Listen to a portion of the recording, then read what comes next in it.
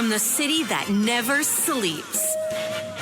17 miles from Madison Square Garden, New York City. It's America at Night with Rich Valdez. America's favorite late-night talk program, featuring interesting guests from around the world and calls from across America.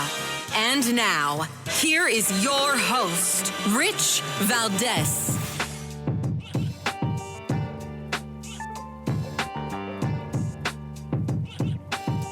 Hi there, good evening, and what's up, America? I am Rich Valdez, Valdez with an S, at Rich Valdez on all of the social media. Welcome to the Tuesday night edition of the program. If you want to join our late night national town hall conversation, give us a call, 833-4825-337-8334, Valdez. And a couple of headlines here. The Department of Justice is investigating the member of the squad known as Cori Bush. Cori Bush. Yep. Why? Well, remember when she was like, we got to defund the police, but she spent a whole bunch of money on private security. Well, it turns out there were some shenanigans involved in that. I'll get into that in a little bit. We also have these pro-life protesters were found guilty today of violating the FACE Act and now face up to 11 years in prison. Tough. I'll get into that in a little bit, too. Then we have the parents of a fallen soldier killed in a drone strike. They're still waiting for a call from President Biden.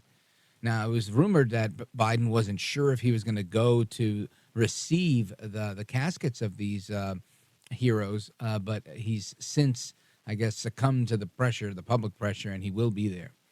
And, of course, in true Biden fashion, he still hasn't decided if he will and how he's going to respond to this fatal drone strike. All right. Thank you, Joe Biden. Those are just some of the things that are happening that we're going to get into. And, of course, we're going to get into some other stuff. We're going to talk about the border. I want to talk about that. That's a big deal. There's some funny stuff in Congress today. We're also going to talk about the importance of history. And we'll get into that a little bit later. But right now, I want to play a clip of audio. And this is an interesting one. And you've probably seen the video clip online. But Congressman Robert Garcia, he's a Democrat from California. This guy today should be embarrassed, right? Why? Because he did such an amazing job playing, basically creating an ad for Trump. Right, a border ad that included what looked like a photo from a meme that had an alligator and a moat, and it was just really, really terrific. And I can't do it justice, so I'm going to let him say what he said. Listen to this. I want to remind the public that Donald Trump and House Republicans also have their own ideas for the border. So let's review the majority's border ideas that they've actually presented. Here they are. Donald Trump actually has said that he wants to build alligator moats along the border. That's one of his incredible ideas. Another idea that Donald Trump has promoted is he actually wants to electrify the border fence and maybe even put some spikes on the border. That's another Donald Trump and MAGA majority border idea. Another idea, which I'm not sure how well it would go, is he wants to actually bomb northern Mexico with missiles. That's another Trump idea. And finally, I think one of the ones that I think is the most grotesque is suggestions that instead we should maybe just shoot migrants in the legs as they cross the border. So once again, the Donald Trump and MAGA plan is alligator moats, bombing northern Mexico, shooting migrants in the legs, and electrifying the fence and putting spikes on them. That is the Donald Trump border plan. And so again, we are here today with these horrific ideas being presented constantly by the former president. This is all about trying to get Donald Trump reelected. Donald Trump himself is saying he wants no solutions this year out of the Congress. And Secretary Mayorkas and President Biden continue to offer solutions every day and are ready to actually talk about real immigration and border solutions in this country. Now, of course, that's California Democrat Congressman Robert Garcia. And he's being mocked online for giving Trump a free campaign ad. I mean, all you need at the end of him saying all of that was I'm Donald Trump, and I approve this message, right? You would think this guy was a surrogate for Trump. Now, after trying to mock President Trump's past proposals on the border, the moat, the alligators, using the military to strike at narco terrorists or labeling them as narco terrorists and then using the military to go after them. All of those things were things that he discussed. He left out a lot of context trying to make it sound funny. But when the border is now the number one issue, right? Last Monday, not this Monday, the previous Monday, Harvard-Harris poll said that the previous number one issue on voters' minds was inflation. Now it's the border. So this is the number one issue on people's minds, and you've got this guy out here saying these things. Yesterday, we had a caller that called in and said, can we put a bounty on them and to have private citizens, just round them up, right? So clearly there is public sentiment for a lot of this. And Garcia made these remarks earlier today during a House Judiciary Committee meeting to advance the impeachment of Homeland Security Secretary Alejandro Mayorkas. And they're trying to get him out. Again, symbolic, because the real problem is Biden, not Mayorkas, but I guess one step at a time. And him accusing the Republicans of trying to slow down what's happening at the border because of a stalemate that they're at with this deal really is just the Democrats trying to seize on timing. Again, we must ask ourselves, is the problem at the border the result of Congress? Of course not. It's never been the result of Congress. Like never in a million years has anybody, any president anywhere said, you know what, we can secure the border, but it's Congress, until Joe Biden decided to say that. Saying, we got to secure the border. We got to, the pressure. That's what Joe Biden does. And it's a sad thing. So when Garcia's out here saying, I want to remind the public that Donald Trump and House Republicans have their own ideas, including a moat filled with alligators. I mean, this is just going to draw laughs, right? It's clownish. I think most people are going to look at this and say, sir, we don't look at you as credible anymore. You really only appeal to a sliver of society when you make these types of displays in Congress, in my opinion. I mean, it's pretty clear, right? You've got a very slim majority, but the majority is there in the House, and they've said, look, the deal as it is now is dead on arrival. This $5,000 a day, not happening. Where they want to increase the number to 5,000 people a day. It's just crazy time at the border. So that's part of what's going on there. We're going to talk a little bit more about what's going on in Texas, the razor wire, securing the border, and a lot more. So I want you to stick with me. Plus, I want you to weigh in on this topic. We're going to be talking about immigration for a little bit this evening. So if you want to chime in on that, feel free. 833-482-5337. 833-4-Valdez is the phone number.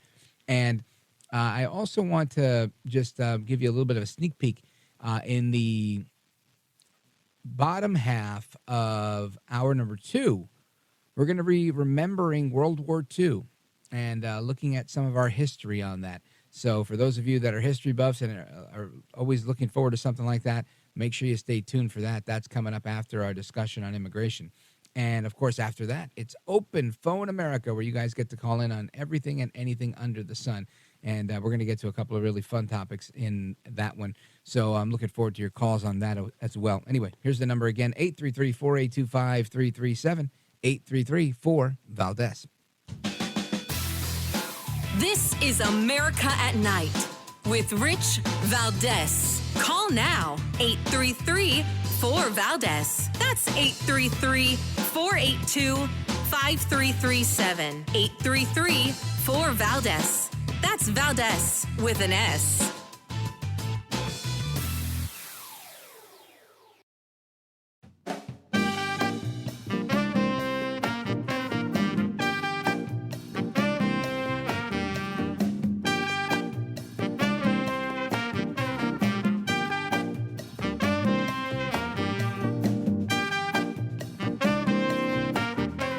America at Night with Rich Valdez. When I'm president, instead of trying to send Texas a restraining order, I will send them reinforcements.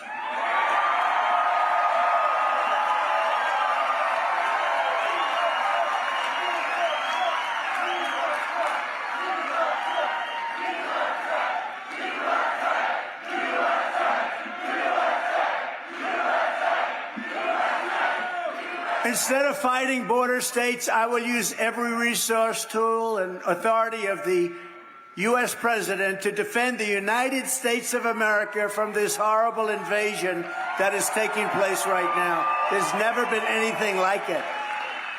Texas will be given full support, and I will deploy all necessary military and law enforcement resources to seal up the final section of border.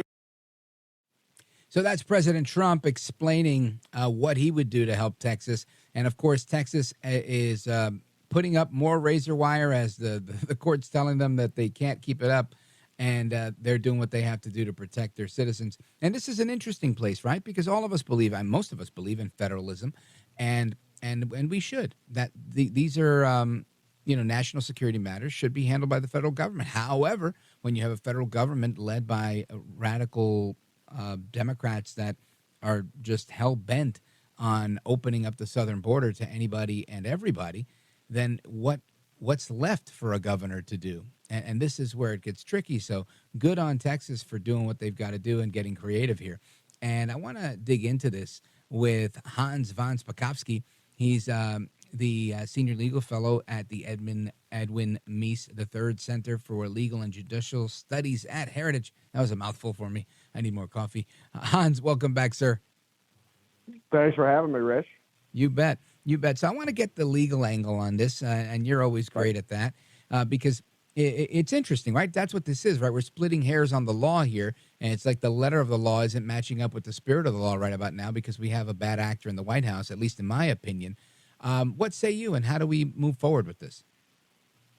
Well, one of the things that the media mostly has been getting wrong is I've seen these reports by folks saying that,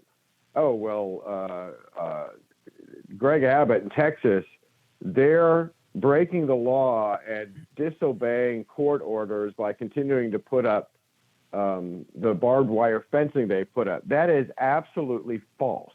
Mm-hmm. The lawsuit that got filed by Texas against the Biden administration was over this. As you know, Texas started putting up barbed wire fencing. They didn't put it on federal lands. They only put it on state-owned property and private property where the private property owners had said, yeah, you can put this up. And the lawsuit got filed by Texas when the Biden administration started sending the Border Patrol in to cut holes in the fencing. What the Supreme Court did in an emergency appeal by the Biden administration was simply say that the injunction that had been issued by a lower court, Fifth Circuit Court of Appeals had issued an injunction saying, you, Biden administration, you are not allowed to cut or remove this wire. All the Supreme Court did is say, well, the injunction is dissolved while the case is on appeal. That was not a decision on the merit. So the Biden administration, yeah, they can go in and try to cut the wire, but there was no court order of any kind telling Texas they can't continue to keep putting up wire.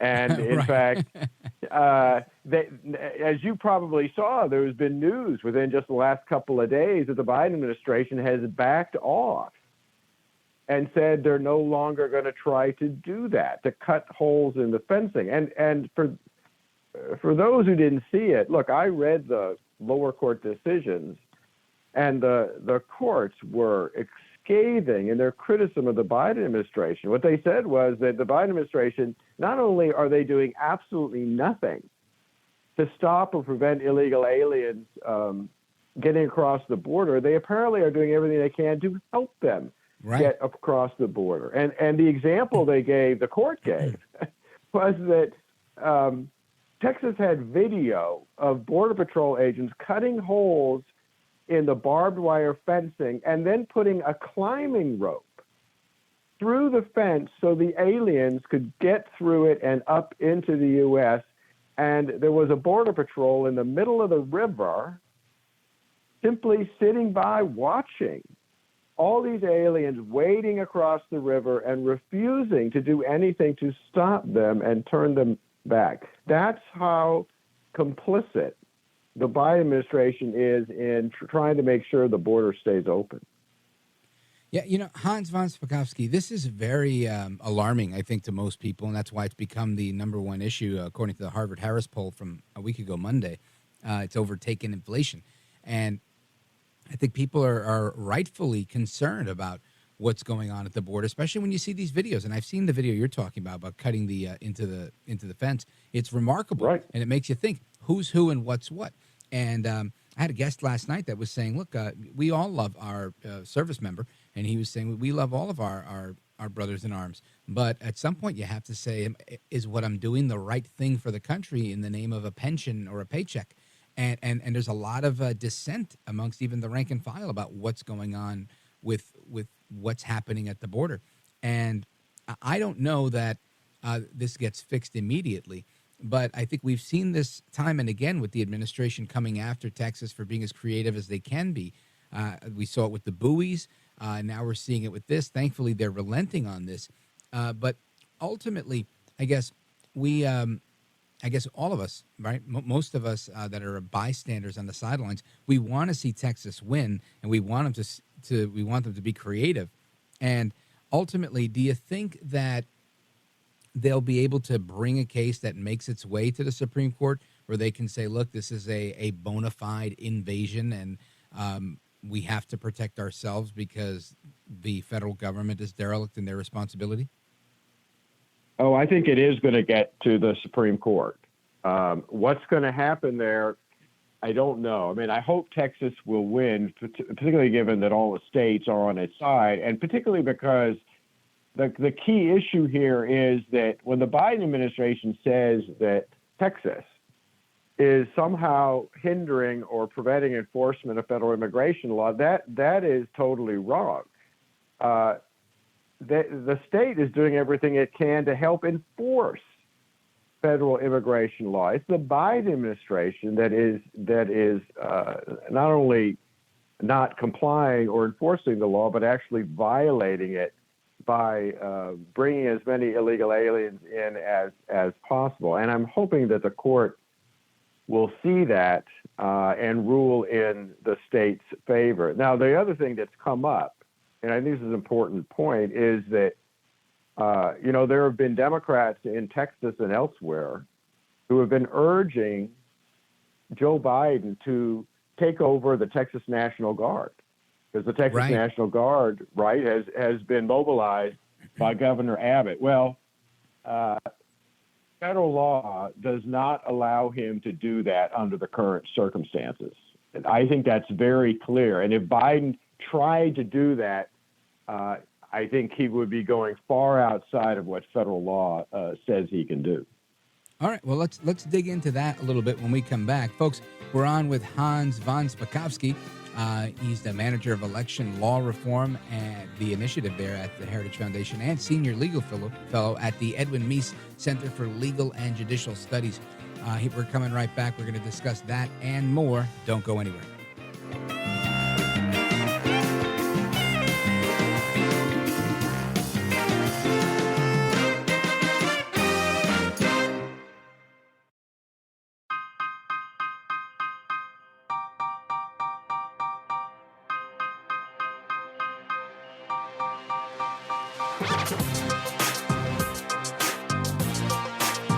I want to listen to you, Rich, all the time. America at Night with Rich Valdez. All right, amigos, welcome back, familia. And we're discussing whether Joe Biden will go too far if he decides to nationalize the National Guard in an effort to usurp the authority of the governor in Texas that's using them to secure his state border. And I don't know the ins and outs of it, but Hans von Spakovsky does. He's the manager of the Election Law Reform Initiative and senior legal fellow at the Ed Meese Center for Legal and Judicial Studies at the Heritage Foundation, and he's still with us. Hans, what say you? Yeah, he doesn't have the right to do that, and let me explain why. There's a couple of federal statutes that govern the National Guard. National Guard is basically the modern equivalent of state militias, and they are under the control of state governors. There is a federal statute that allows the president to call the National Guard, state National Guard, up into active duty because they're part of our military reserve in time of war or national emergency, but not without the consent of the governor. So even if he wants to call them into federal service, he's got to have the consent of the governor. There's only one real exception to that, and that is if they're needed for foreign service. That only happens when we're fighting wars abroad, and that's what happened during the Iraq and Afghanistan wars. Now, the only other possibility would be if he tried to use what's called the Insurrection Act to call them up. That allows the president, if there is a rebellion going on, or if it's, and this is language right out of the statute, if it's impractical to enforce the laws of the United States by the ordinary course of judicial proceedings, well, there's no insurrection, there's no rebellion going on, and there's no court orders, as we were talking about before, that Texas has is somehow not obeying. So he's got no basis under the Insurrection Act to also try to nationalize the National Guard. So unless he basically once again abuses his power and tries to do that, he doesn't have a legal right to do it. And can you imagine, Rich? Imagine what would happen if he tried to do that, if he tried to claim that there's a rebellion or an insurrection going on in Texas, and he tried to order the Texas National Guard to stand down. Well, the Texas National Guard is made up of what? Texans. That's right. Are they? Who are they going to listen to? Joe Biden in Washington, D.C., or their local commanders? Are they going to be called out against their fellow Texans? I don't think so, and I don't think he would even want to try to risk that. No, I think he runs the risk of causing an insurrection. Yes. It's just a crazy idea.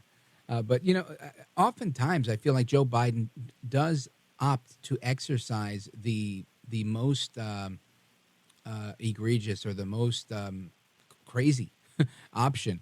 Even this one, for example, and it's a little off topic, but just the fact of these 3 soldiers getting killed, or even the 13 in when we left Afghanistan, and there's no response other than a few words from a podium. Joe Biden has typically taken the very lackadaisical approach to doing things when it comes to foreign policy, and then occasionally they'll get aggressive with domestic policy, and it makes you wonder, why is there such an impetus from this administration on being so heavy-handed towards the American citizen?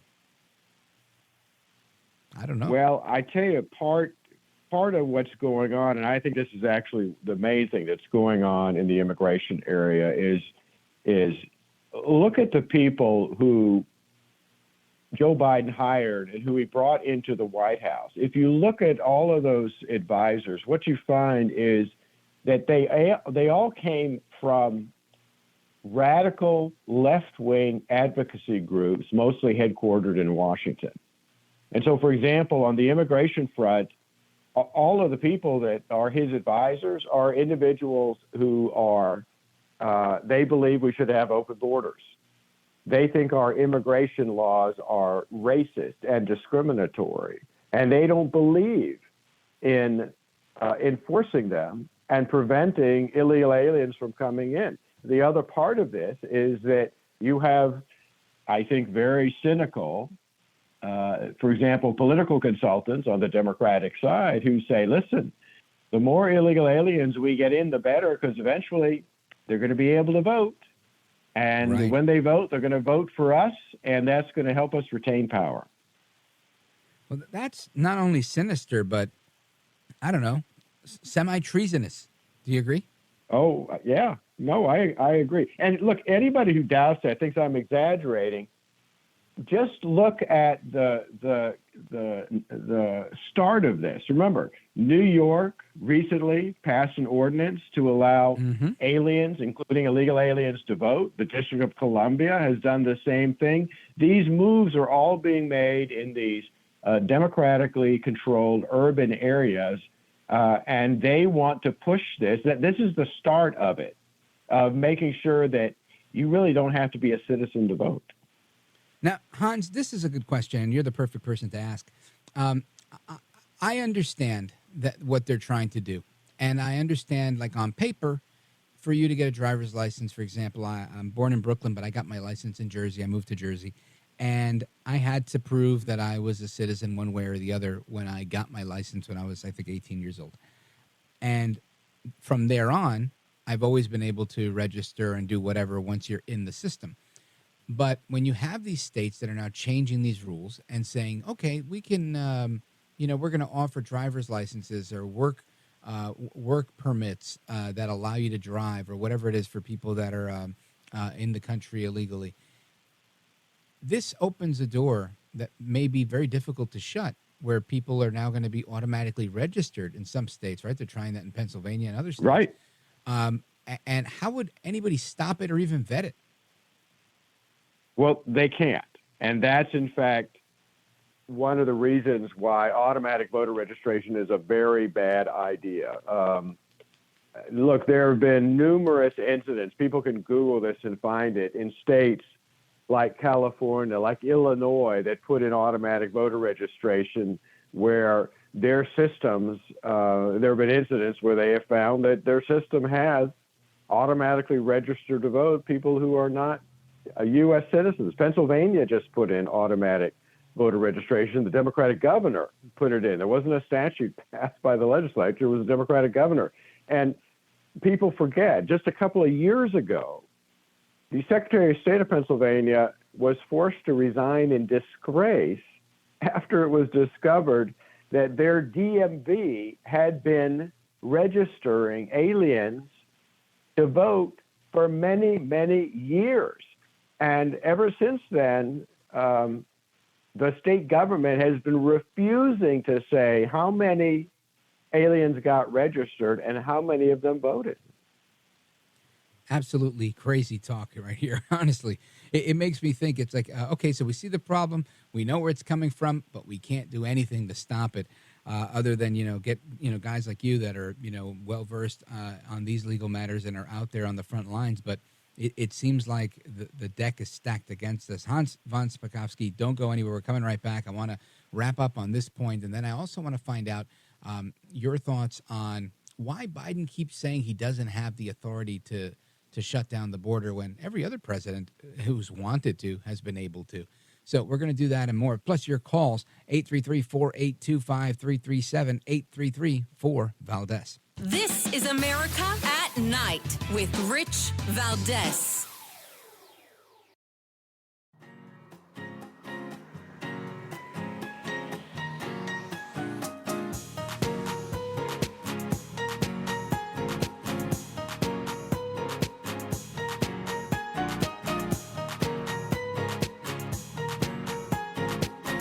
This is America.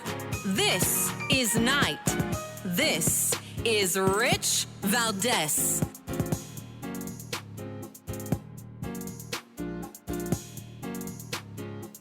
Not all I can do. Just give me the power. I've asked for the very day I got in office. Give me the border patrol. Give me the people. Give me the people, the judges. Give me the people who can stop this. So that's President Joe Biden entering Marine One, saying, give me the border control. Give me the people who can stop this. What? Who? What is going on here? Aren't you the commander-in-chief, the leader of the free world? What is going on here, Hans von Spakovsky, with Joe Biden saying all of these crazy things? Well, he's running a con game. I mean, that's literally what he's doing. And I'll give you one quick example. Look, 4 days ago, the White House put out a statement by Joe Biden saying, oh, you need to pass that horrible negotiated immigration bill that's being worked on in the Senate because it'll give me the legal authority to shut down the border, he said. And he promised that if the bill was given to him the day he signed it, he would shut down the border. Look, the reason that's a con game is right now the president has the power to shut down the border. There's a federal statute that specifically says when the president finds that the entry of any aliens would be detrimental to the interests of the U.S., he can, for as long as he deems necessary, suspend their entry. And for anybody who thinks a president can't do this, remember, the travel ban, Donald Trump shut down the border to all aliens from a certain number of countries. He was sued. He was challenged over that, actually by the political allies of Joe Biden, Democrats. It went all the way to the U.S. Supreme Court, and the Supreme Court found in Trump's favor and said, under that specific federal statute, he's got the power to do this. So when Joe Biden says he needs this additional authority, that's a total cock and bull story. He could do it right now. He doesn't want to. And anybody in the Senate who believes that if they pass this bill and give him all this added money that he wants, that he's actually going to shut the border, that they're crazy if they think he's actually going to do that. You know, this is the part. Again, I am not the manager of the Election Law Reform Initiative or a senior legal fellow at the Ed Meese Center, right? But I can tell you, just on its face, I hear that and it sounds like it's BS to me because we've seen it happen, right? Trump did so much at the border. And I wonder, like, who is he really fooling other than maybe a handful of really partisan, hyper-partisan folks? Do you feel like that message is resonating? I don't know if it is or it isn't, but I keep hearing it as if it's gospel truth. Well, I think a lot of people are starting to understand that everything he says about the border crisis isn't true. And particularly, all you got to do is remind people when he says, I need this added legal authority to close the border. Well, just say, well, gosh, can't you remember the travel ban? That all you got to do is say that and all the publicity about that. And suddenly they'll say, oh, yeah, wait a minute. Trump actually did close the border and he was able to do it. So like I said, it's just this deal that they're talking about is just a political ploy to give them more money to be able to process even more illegal aliens into the country. If he really wanted to secure the border, right now he would shut it down. He would help the state of Texas put in that barbed wire fencing until they can put in a more permanent wall. He would put back in place the Remain in Mexico policy, which was helping to stop a lot of the asylum fraud that was going on. Taking all kinds of steps like that would actually stem this problem. It wouldn't entirely eliminate it, but let me tell you that the number of aliens coming across the border would start diminishing greatly. Now, Hans, in the couple of minutes we have left, what are your thoughts on this? We've had some days where there were 10,000, 11,000, 12,000 crossings at the border, astronomical numbers, record-breaking. And now we have a bill that says, well, if we enact this bill, we'll bring it to only 5,000 a day. And, we have Obama's DHS Secretary, Jay Johnson, saying if we had more than 500 a day, that it would be absolute bedlam, a disaster, I think is the word he used. And my question to you is, why is this being proposed, and do you think it has any legs? I don't think it has any legs. It's even if it could get through the Senate, and boy, there are a lot of senators like Ted Cruz and others pointing out that it's just a political ploy. There's no way it could get through the U.S. House. So it's just not going to happen. And you're right. They want 5,000 a day being basically okay. There shouldn't be anyone getting across the border illegally. And like I said, there's all these steps you could take to stop that from happening. And in fact, look, whatever folks may think of Donald Trump, he actually implemented those steps when he was president, and the numbers dramatically fell of the number of illegal aliens getting across the border because of those steps that he had put in. And everybody should remember, what was the first thing that Joe Biden did when he got into office? He canceled every single one of those policies. And then he also attacked energy. It was a crazy weekend for Biden coming into office. Hans von Spakovsky, thanks for being with us. Excellent legal analysis. Let everybody know how they can keep up to speed with all the great work that you're doing. Sure, they can go to heritage.org, heritage.org, and even when I publish elsewhere, it gets republished at Heritage. Outstanding. Check out Hans at heritage.org. Hans von Spakovsky, you are a gentleman, a scholar, and a patriot, and I appreciate you staying up late and keeping us company. Sure, thanks for having me. You bet. All right, amigos, coming right back with your calls and more. Don't go anywhere. This is America at Night with Rich Valdez.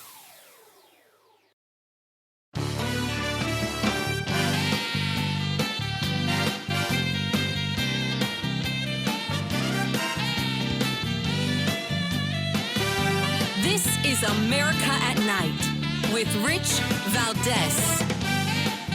All right, to the phones we go. Let's go to Jeff calling from California on KNCO. Jeff, go right ahead. You're on with Rich Valdez. Hello, Rich. Hey, love your show. Thank you. I'm out here in California, and I heard that guy, the very beginning of the show. Congressman Garcia. He's trying to blast Trump. Yeah. And just, I laughed so much. How is this a bad plan? Right. No, that's what I'm thinking. It in effect sounds like a campaign ad, no? I mean, I feel like I'm the last one-legged man on the alligator boat out here in California. Clear-thinking person. It's like, what is going on? Yeah, honestly, I think that blew up in his face. And I think this is, to me, this is the reason Trump got elected. There is a handful of people that are in a position of power that think that they know everything and that the way they think is the way everyone else thinks. And Trump was able to surprise those people winning in 2016. And I think he's surprising them again right now, where they've been trying for, I don't know, at least a year and a half, maybe even 2 years, to label all Trump supporters MAGA extremists, right, or extremist Republicans. And I don't think it's working because you've got rappers, Meek Mill. You probably don't even know who Meek Mill is, but he's a rapper that was in jail for a while, and he came out. And recently he put a post on Twitter saying, people are going to be surprised at who poor black people vote for. And he had a picture of or a video of Vivek Ramaswamy endorsing Donald Trump. And it just goes to show you that there's a shift, right? People are tired of what the Democrats have had to offer. And I think they're just in shock that people actually like alligators and moats and electrified fences and, shooting people in the leg. Consequently, this is what they do in other countries. I'm not endorsing that or saying that that's what we should do. I'm just saying it's not an uncommon practice. And to try and ridicule Trump or even remove the context to try and make it seem like it's kind of outside of the ordinary is a risk of your own, right? A political risk that Congressman Garcia took, because ultimately this was a bad move for him. Jeff in Nevada City, California on KNCO. Thanks for your kind words and thanks for your call. I appreciate it, my friend. And let's go to Matt, St. Albans, Vermont, WVMT. What do you think we got to do with Iran? Hey, Rich, love your show. I just wanted to make a comment. I think the best thing we could do right now is take out Iran's nuclear facility. It's the perfect timing. We needed an excuse to go in there and take it out. Let's do it right now. I think you're right, Matt. I hope Biden's listening. Joe El Baboso Biden, if you're listening, Matt in St. Albans, Vermont on WVMT, he's got the right idea. Let's take out their yellow cake uranium facility and call it a day. My dad used to say, mata el perro y se acaba la rabia. You kill the dog and he's no longer rabid. All right, folks, we're coming right back. Hour number 2 is coming up. Matt, thanks for your call. Don't go anywhere. I'm Rich Valdez.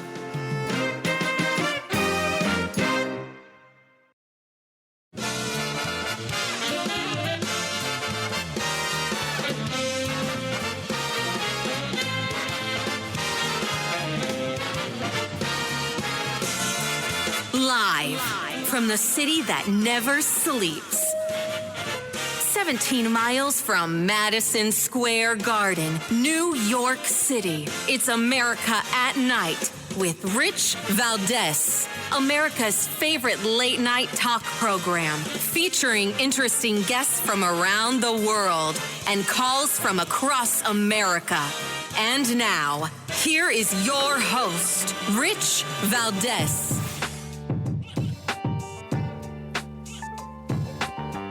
Hi there, good evening, and what's up, America? I am Rich Valdez, Valdez with an S, at Rich Valdez on all of the social media. And welcome to hour number 2 of the program. If you want to join us on the phone lines, feel free, 833-482-5337-833-4-Valdez. And Cori Bush, Congresswoman Cori Bush, who was famous for saying we need to defund the police and then went and got her own private security, is now under investigation by the Department of Justice for allegedly misusing these government funds that she had gotten for security. So we'll get into that at the top of the next hour. We'll talk a little bit about that. The parents of a fallen soldier killed in the drone strike are still waiting for a call from President Biden. And the federal court has now found the peaceful pro-life protesters guilty of violating what is known as the FACE Act, and they face up to 11 years in prison. Now, of course, that's all on top of what's going on at the border. The border continues to be a very hot-button issue with lots going on. Critics are slamming the drama between Texas Governor Greg Abbott and Joe Biden, and that continues. And, of course, I want to talk about funding, right? Because there's funding, there's a border deal, there's a deal that we don't have all of the details on, but the Senate deal seems like a pretty bad idea, right? At least that's what I think.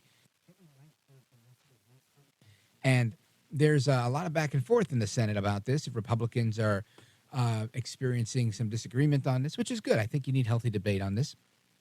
You've seen the House of Representatives, take 3. The House of Representatives say that this is dead on arrival when it gets there. So I think the question becomes, what is in the bill? And I want to get into a conversation on that, because Congress obviously is not passing the spending bills that they need to do, and we've seen that happen time and again. And now it looks like some members of the Senate, at least, are really eager to get funding for Ukraine and other places, so they're willing to play ball with Democrats to make this happen, right? And I don't know if it's a good thing or a bad thing, but my gut tells me it's a horrible thing, right? That's what my gut tells me. This is a very bad thing. I don't think that we need to necessarily play ball with the Democrats in order to fund, our commitments externally when we're not really taking care of what's happening here at home. Now, Senator Lankford yesterday was making some comments on how this 5,000 person a day limit. And again, this is, we talked about this a little bit a while ago, just for the setup here. We've had some days that were, 10, 11, 12,000 border crossings, illegal border crossings at the border. And this is record breaking. Obama's Department of Homeland Security Secretary, Jay Johnson, had said that if this hit 500 a day, it would be disastrous. And now we're at a point where we're trying to negotiate for 5,000 a day. And this blows me away. I've got a clip of Lankford that I want to play, and then I'm going to bring in our guest. Listen to this. Yeah, the challenge that Senator Cruz has and a bunch of other folks is they're still waiting to be able to read the bill on this. And this has been our great challenge of being able to fight through the final words to be able to get the bill text out so people can hear it. Right now, there's internet rumors is all that people are running on. It would be absolutely absurd for me to agree to 5,000 people a day. This bill focuses on getting us to 0 illegal crossings a day. There's no amnesty. It increases the number of Border Patrol agents. It increases asylum officers. It increases detention beds so we can quickly detain and then deport individuals. It ends catch and release. It focuses on additional deportation flights out. It changes our asylum process so that people get a fast asylum screening at a higher standard and then get returned back to their home country. This is not about letting 5,000 people in a day. This is the most misunderstood section of this proposal. And let me tell you briefly what it is. in the last 4 months, we've had 7 days. In 4 months, we've had 7 days that we had less than 5,000 people. This is set up for if you have a rush of people coming at the border closes down, no one gets in. This is not someone standing at the border with a little clicker saying, I'm going to let one more in. We're at 4,999, and then it has to stop. It is a shutdown of the border, and everyone actually gets turned around. Okay. That's the focus that we have right now, is how do we actually intervene in this administration and turn people around, not let people in. I don't know if I buy that. I'm not getting all of that. Maybe Ryan Walker, Executive Vice President at Heritage Action for America, can help us understand what's going on with this border bill and the supplemental funding for border security, because I can't make sense of it. Ryan Walker, welcome to the program. Thanks for having me on. You bet. So you've heard this clip that we're talking about here. What are your thoughts here on this 5,000 a day number? And is Senator Lankford calling it right? I know Joe Biden's not calling it right when he says that he needs someone to give him the authority to shut down the border. Yeah, I think it's an interesting clip, and it's an interesting soundbite. If you notice in the clip, Senator Lankford does not deny the fact that in this bill there's statutory language that would allow for 5,000 illegal entrants a day. What he means to say, and what we've learned since that original leak, is that the language could allow for up to 8,500 a day to come into this country. It does, and it's a rolling average over a multi-day period, and it may shut down the border, but only after nearly 2 million illegal immigrants would enter into the United States every single year. Well, listen, I'm not the Executive Vice President for Heritage Action for America, but I'll tell you, that sounds like a horrible deal. It is, and I think that we're genuinely shocked about some of the Senate Republicans' willingness to negotiate away from H.R. 2, which we knew would require Biden to take action at the border. It would put his administration in a tight, narrow window that they could operate in, and it would do and go beyond what's being discussed right now in the Senate. So why did we, maybe you can give us some of the political perspective here. Did they feel that H.R. 2 is something that they could never get consensus on and they couldn't get it through? Or was this yet another Washington negotiation where, you know, people said, well, I need this and I need that and you need that, and let's put this forward and see what we get? Yeah, I think it was more of the latter. I think that you have a number of Senate Republicans who are interested in sending $60 billion to Ukraine. That includes economic aid.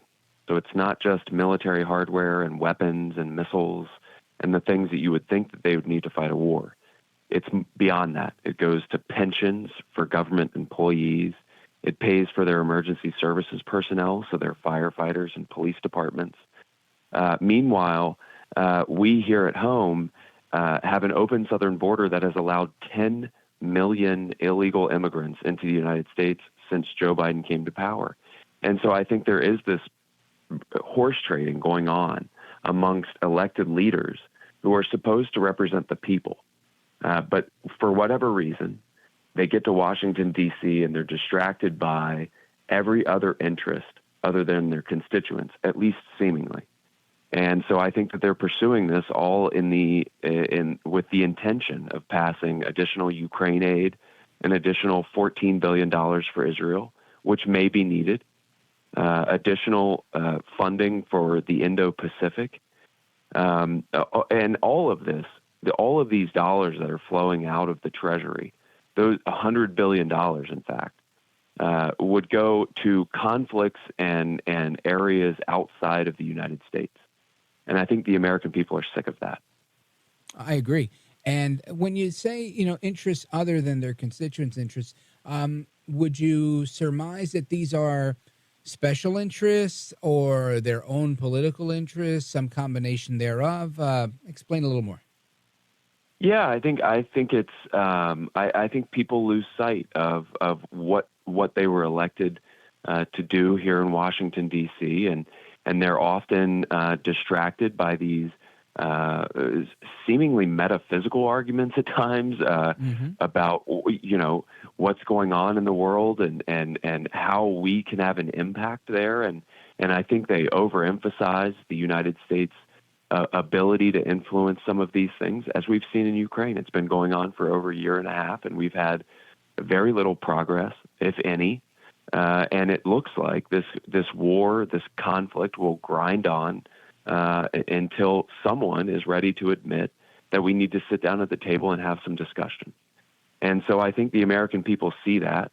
And I think that elected leaders are often distracted here in this city with other conversations that they hear. That they are in a bubble, and they do leave their home districts or states for a long period of time, and so I do think they become disconnected. Yeah, without a doubt, that's clearly a huge part of what's going on there, and why one day hopefully we can retool whatever we have to retool, whether it's the Constitution or anything else, to get some term limits, because I think that's a big part of the issue is in helping people remain disconnected, is becoming part of this permanent Washington, D.C. class.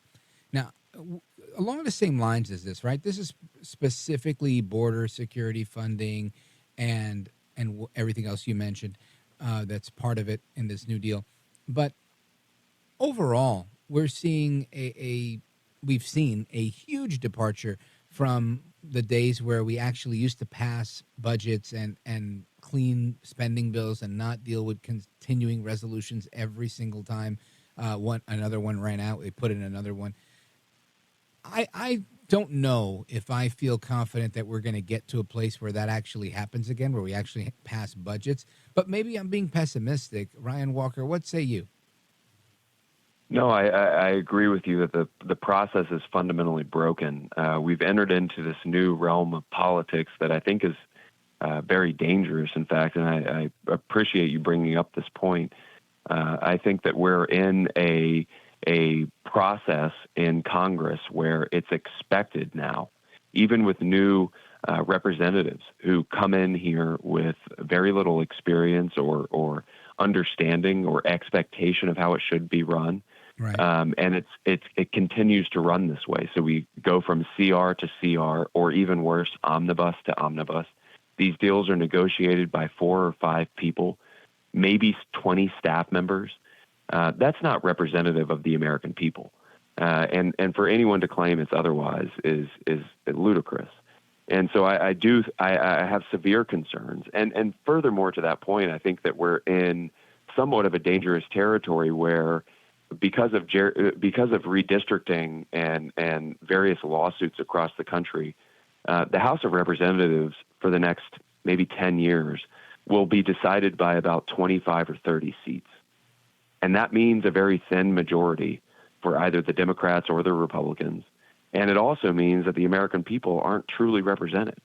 And so I have concerns that because of that dynamic, we're going to continue down this path for quite some time. And that leadership and a whole handful of folks, literally a handful of folks, will write these pieces of legislation. And the American people have no insight or ability to understand the complexity of what those members of Congress are voting on. It's so big and so immense. It's inexplicable to the American people. So the politicians have insulated themselves from the citizenry, and now they've institutionalized their own built-in power base, where they just continue to wield power, whether it's one side or the other. But it's not really the power that's with the people; it's really the power that's with the politician. It is, and it's a hard thing to admit. It's a hard thing to deal with and to confront, but I think it's a reality. Now, I don't want to demonize or impugn the motives of a lot of members Right. that come to Washington, D.C. You have members of the Freedom Caucus and folks that align with those conservative values who are truly fighting for the good cause. And I actually think that Speaker Johnson is doing everything in his power to fight for wins as he sees them. But it's just an untenable situation here in D.C. It's a hard place to have the fight. Ryan Walker is the Executive Vice President of Heritage Action for America. We're coming right back to wrap up with him. Make sure you check them out at heritageaction.com. Don't go anywhere. This is America at Night with Rich Valdez. Call now, 833-4-VALDEZ. That's 833-482-5337. 833-4-VALDEZ. That's Valdez with an S.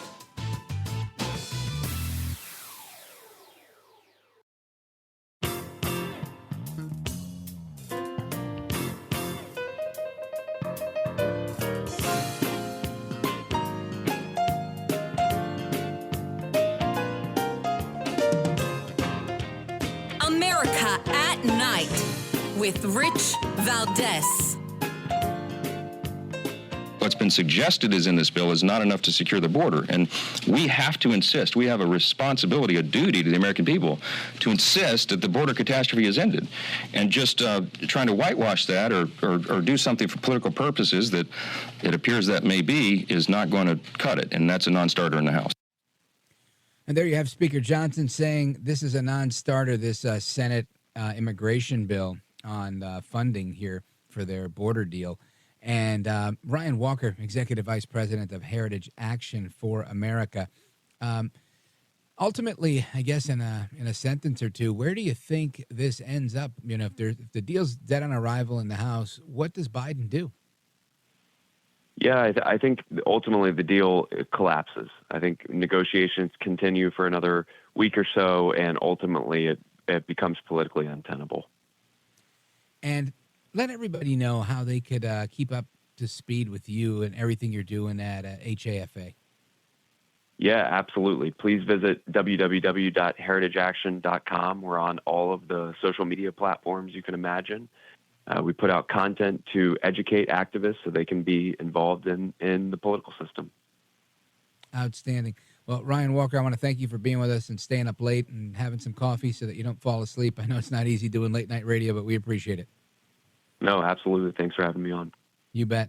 All right, folks. Now, your calls are coming up soon. We're going to be talking about in-laws, different things that happen with in-laws. There's a couple of interesting stories in the news about in-laws. Plus, I got a little clip that I think you're going to enjoy about in-laws. And it's one of those things I've been wanting to talk about for a while, just because I was married once, and I got along really well with my in-laws, and I thought they were wonderful. But, you know, there's always people making those mother-in-law jokes and things like that. So I want to get your thought on it. You know, do they love you? Do they treat you like a son, like a daughter? Do they treat you better than the son or daughter? Or do they, you know, treat you like a redheaded stepchild? You know, I'm curious to know if they support you or if they're trashing you. And a couple of, like I said, funny stories on in-laws that I want to get to, plus the Cori Bush story I want to get to as well. And I also want to talk about the history of World War II. As, you know, so many people are speculating about World War III, a potential World War III. I think it's only fair we talk about World War II, and we're going to do that straight ahead. So make sure you keep it locked right here with me, Rich Valdez, on America at Night. And check us out online. I'm looking at all of the comments. I have one commenter that's just obsessed with talking about my body art, my tattoos. So I'll be checking out what's going on at Rich Valdez with an S. Don't go anywhere. Coming right back.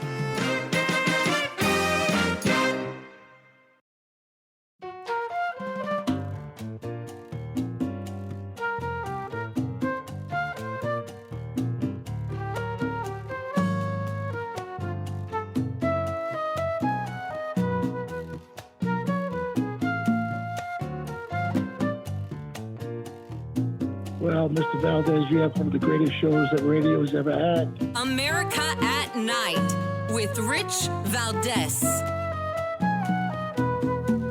All right, so those of you who like history and war movies and stuff like that, you remember the HBO series Band of Brothers back in the day. And then there was Band of Brothers and the Pacific. And now there's a new one on Apple TV called Masters of the Air. It's a drama from the same producers, and it's about World War II, and it chronicles, you know, some of the most interesting stories about the air part of the war. And one of the most recognized writers on World War II is Adam Makos, and he's got a book called World War II. I'm sorry, Makos. That's what I said. I thought that's what I said. And he's got a book that chronicles this stuff. And while it wasn't the actual source material, it probably could have been. And what's interesting is the part of the story that I think that I'm interested in, it is this story about what goes on in the air, in particular about the German pilot and the American pilot. Part of what I was reading in my show prep materials, and I really want to get into it. Now, the book is called A Higher Call, and it's one of the best known books about World War II bombers in Europe. And again, Adam Makos is the author, and he's with us now. Adam Makos, welcome. Hey, Rich, good to be with you. Thank you for joining us. I appreciate it. Love a good walk through history. And let's talk a little bit about, for those that saw the series on Apple TV, was what they saw in Masters of the Air an accurate depiction of what really went down? I give it really high marks. The producers went to a lot of trouble. They actually recreated B-17. So they made 3 of them. They're non-flyable, but they recreated the bomber base at Thorpe Abbotts. It's, of course, the story of the 100th Bomb Group, known as the Bloody 100th. And the unit was known for having some really colorful characters. And so some people may look at these, the lead characters, Buck Clevin and John Egan, who are the main movie stars in this thing, and they may think, oh wow, they're a little Hollywood. But in real life, these guys were charismatic, they were flashy, and they were young. And I think all those things go together because these guys were going up to 25,000 feet and fighting for their lives a couple times a week. And so you had to kind of psych yourself up, and you had to be larger than life to think you were going to survive this. Now, Adam, the big part of this for me is, you have to conduct research to put these books together. But your research goes a little bit beyond just looking at historical references. You've actually flown in some of these planes, haven't you? Yeah, I got the chance to fly in a B-17 back before September 11th. After that, all the rules changed. You couldn't just have civilians sitting in the left seat of a B-17. And what a magnificent machine, 4 engines. And I remember fondly, when you try to make a turn in that, it's not like turning your car or your SUV. You turn that yoke, and then that big machine starts to slowly lower one wing and raise the other. And you're kind of flying a bus through the sky. But, man, when you think that guys were going up and doing that at age 19, 20, 21, and they weren't just doing it like I was over the rolling hills of Pennsylvania. They were flying over the European continent in temperatures that were sometimes 20 degrees below zero, and they're up there waiting for German fighters to swarm them and for these 88-millimeter flak guns to be shooting at them from the ground.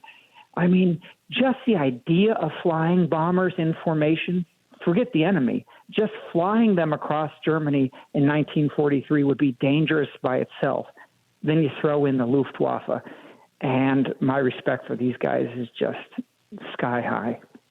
Yeah, I can only imagine. Folks, we're on with Adam Makos. The Los Angeles Times says that he's in the top ranks of military writers. He's our guest. He's also the author of A Higher Call, one of the best-known books about World War II bombers. And we're coming right back, and when we do, we're going to find out a little bit about what inspired his interest in World War II. So don't go anywhere. Keep it locked right here. This is America at Night with Rich Valdez. Call now, 833-4-VALDEZ. That's 833-482-5337. 833-4-VALDEZ. That's Valdez with an S.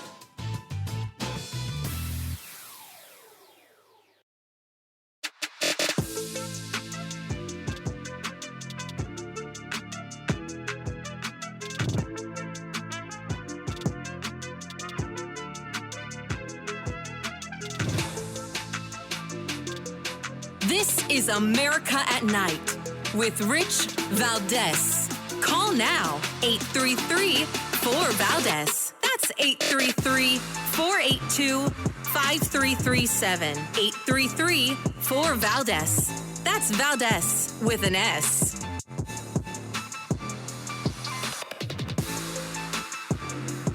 All right, America, welcome back. And we're continuing our discussion on World War II history. And we're talking about Hollywood versus history as it pertained to the television program on Apple TV, Masters of the Air.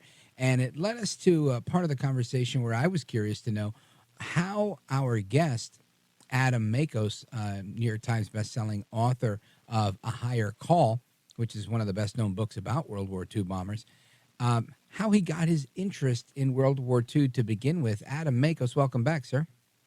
Hey, thanks, Rich. You bet. So where did this fondness and interest in World War II? I think we're all interested in hearing about it and learning about it, and anybody who's ever been in the presence of a World War II veteran and has heard a very rare story from them, I'm sure was enamored by it. But not everybody's a World War II historian like you are. How did that come about? Well, you nailed it. Anybody who's been in the presence of these guys knows there's something special about them. And for me, I was growing up around my grandfathers. One was a Marine at the end of World War II, and one was a radio operator on these B-17s. And so I would go to air shows and museums with them, and just their era just spoke to me.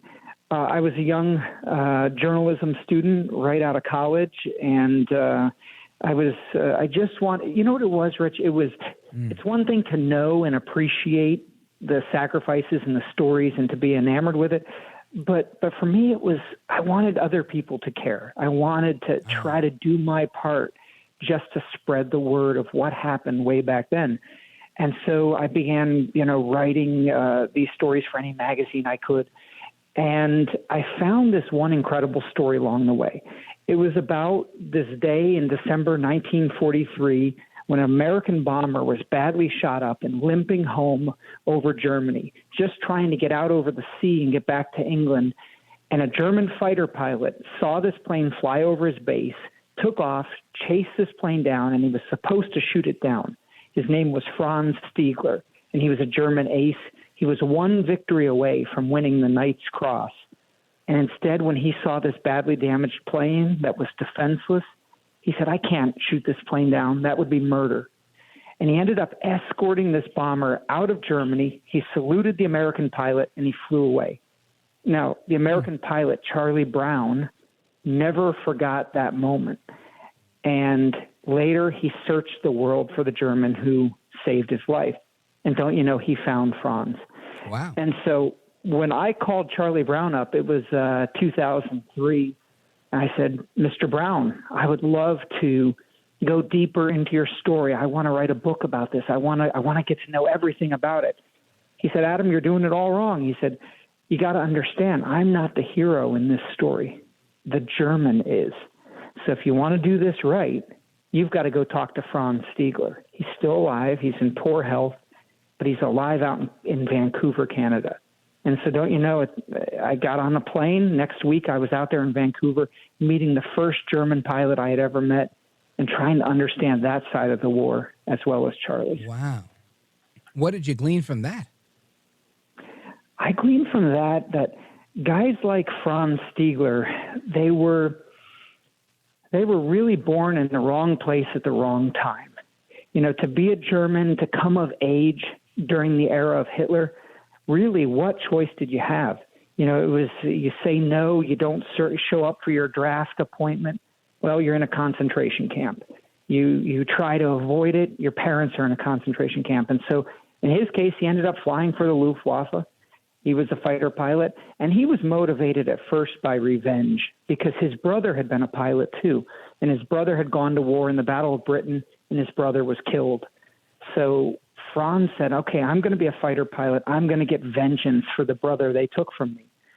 And along the way, he came to learn that there was this code of chivalry from fighter pilots that it kind of existed as a holdover from World War I when they saw themselves as knights. And so Franz had a good squadron leader named Gustav Rodel who kind of slapped some sense into him and said, you fight with honor, not just for your enemy. You fight with honor so that someday, if you survive this, you can still look yourself in the mirror. And that lesson came back around on December 20th when he had Charlie Brown in his gun sight. Wow. Really interesting perspective, right? Because one would think, we wouldn't look really sympathetically on a German fighter pilot, yet he showed this sympathy, which I'm sure Hitler and the rest of those guys thought was treasonous, right, for showing such mercy. What were the parameters of him seeing this plane kind of dysfunctional? Was it that it didn't have onboard guns, or the guns weren't functioning, it didn't have any bombs left to drop? What was the condition of Charlie Brown's plane that they took mercy on him? Charlie's plane had been in a big air battle at high altitude that day. It was hit by flak on its way to the target at Bremen, and the flak shells, one went through the wing, the other knocked out an engine, and then he had another engine running rough, and he basically fell from formation. And so that was the one place you didn't want to be in a bomber crew. You didn't want to be the straggler, because there is protection in formation. Each plane, you're talking 8 50 caliber machine guns, and then multiply that by the number of aircraft. Charlie fell out of formation that day. The other guys went on without him, and he was swarmed by German fighters. And so that plane was riddled with bullets from nose to tail. And the way he escaped it was actually inadvertent. He was being chased by these German fighters around the sky, and he's maneuvering that plane that I said was kind of like a bus, and he lost control, and he spun it out of the sky at 18,000 feet, and he barely recovered at 2,000 feet, and then he flew just in the direction of the sea, and he made one more mistake that day, and that was he flew over the airfield of Franz Stiegler. Didn't see it there on the ground, and Stiegler looked up, got in his plane, and went to chase down this bomber, because Franz had already shot down one American bomber that day, and this was a chance for the second. Right, to get his whatever commendation, and he gave that up in an act of mercy. Really fascinating story. Folks, we are on with Adam Makos. He's the author of A Higher Call, and we're going to continue our discussion on his book and his experiences. Really, really interesting stuff.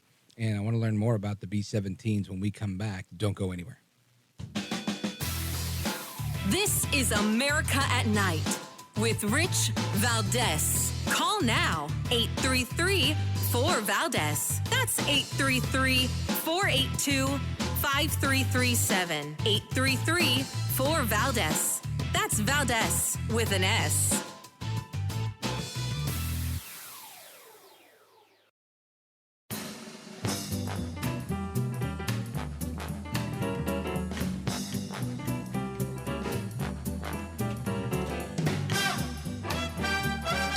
America at Night with Rich Valdez.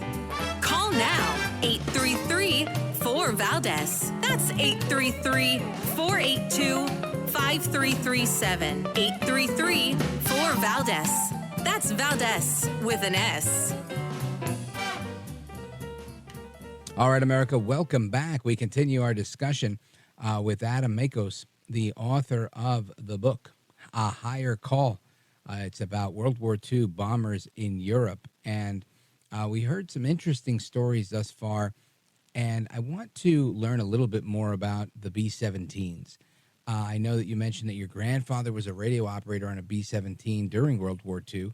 And you yourself flew in a B-17, giving you this perspective, I think, that most of us don't have. And really, I think, putting a dimension to your research that most historians don't always get a chance to include in their writing, is actually having been in a B-17.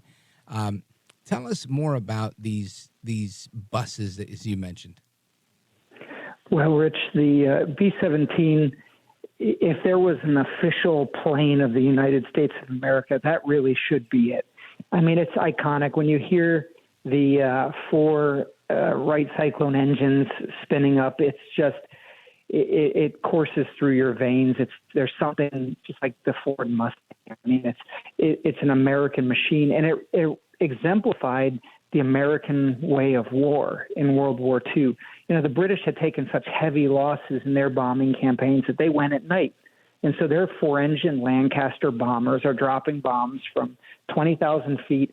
And it was terribly inaccurate, and it was really useful for, I want to say, almost terror tactics. It was the idea that you drop the bombs on a city, and you catch the city on fire, and maybe you achieve some military goals. Whereas the Americans said, well, we're going to try to spare civilian casualties at times, and we're going to use this pinpoint accuracy that you only get during daylight. And so we had the right plane for it. We had the bomb site that could do it, a very special Norden bomb site. They still say, you have to imagine, dropping a bomb onto a target is like riding a bicycle past a teacup and trying to drop a grain of rice in the teacup. It looks like it's point and click, but really there's some serious calculations involved, everything from the wind, and the Germans would put up smoke screens. It was a challenging way to go, but it was a way to win the war.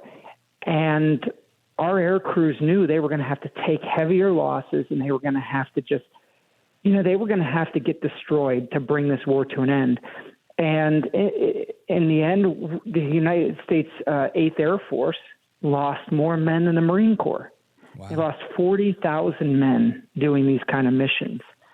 But they also brought the German war machine to its knees. A lot of their targets were airplane factories, like the Focke-Wulf factory in Bremen and the Messerschmitt factory in Regensburg. And that's why when D-Day rolled around, where were the German aircraft? The beaches were completely free of enemy aircraft. 1 or 2 made passes down the beaches. But by D-Day, by June 6th, the Luftwaffe had been all but wiped out. But it came at a great cost.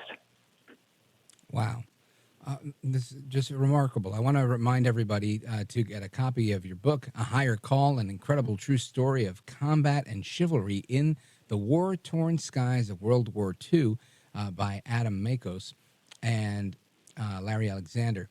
And I want to always encourage you to get 2, right? Get 2 copies of the book, one for yourself, one to give away as a gift. And again, the Flying Fortress, as it's known, quite a remarkable machine, Adam Makos. In the minute that we have remaining, let everybody know how they can follow the work that you're doing.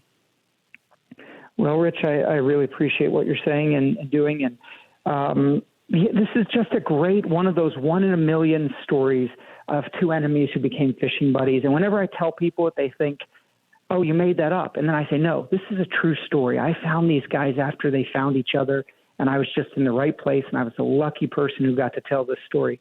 But I like to think it represents all the guys who served. I think Masters of the Air represents all the guys who flew. And so I would say you will not regret picking up A Higher Call. It's not that I'm a great writer. It's that it's simply the best story of World War II. Outstanding. Now, Adam, if people want to follow you on social media or visit your website, where do they go? Yeah, I've got a website, adammakos.com. I'm on Facebook and Instagram too. And the book is sold at booksellers everywhere. So if you want an autographed version, valorstudios.com.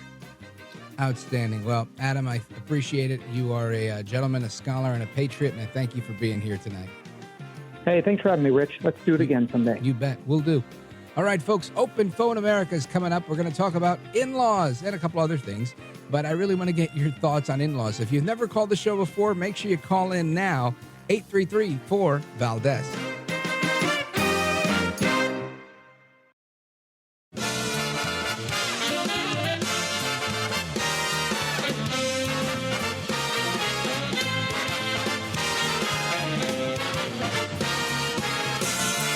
Live from the city that never sleeps.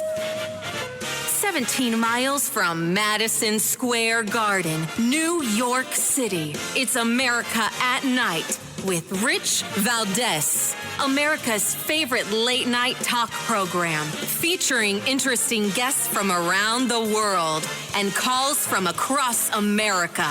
And now, here is your host, Rich Valdez.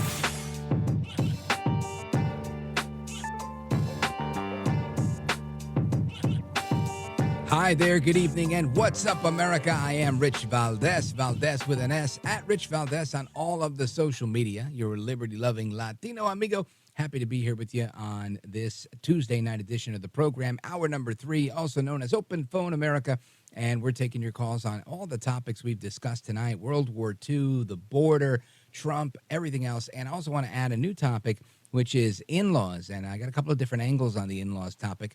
I'm curious to see what people have to say. If you've never called the show before, I want you to call tonight, 866-505-4626. That's our legacy line, 866-50-JIMBO. Big shout out to Jimbo, R.I.P. And if you're a regular, then you know the number, 833-482-5337, 833-4-VALDEZ.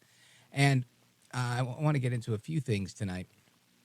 And I'm probably going to start it off with a clip, right? A clip of audio, because I was looking at these interesting stories that I saw on in-laws, and our crack team in the control room came across this clip of audio from comedian Jim Gaffigan on late night television a couple of years ago, and he shares a very interesting story about his in-laws. Listen to this. My wife's parents are special people. Their names are Louise and Dominic. I call them Louise and Dom, but my wife's siblings have also gotten married, and some of their spouses call Louise and Dom mom and dad because they're weirdos.